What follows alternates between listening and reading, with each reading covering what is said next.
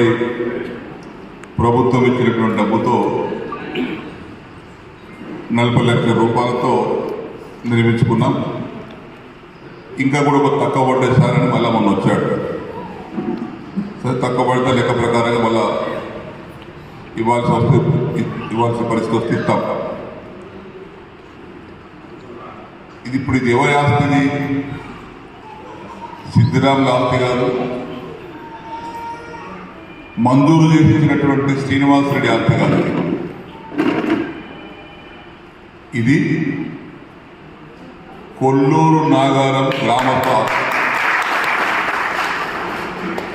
ఇది మీది. 3,50,00,000 ఇచ్చాం. 3,50,00,000 కొల్లూరు గ్రామానికి. కాన్సెన్సీకి 3 కోట్లు రావు, ఎమ్మెల్యేకు కాన్సెన్సీకి 3 కోట్లు వస్తాయి. అటువంటిది ఒక గ్రామానికి 3,50,00,000 ఇచ్చాం. కొంతమంది స్వార్థం కోసం, పెద్దరికం కోసం గ్రామాన్ని విడదీసే ప్రయత్నం చేయకండి.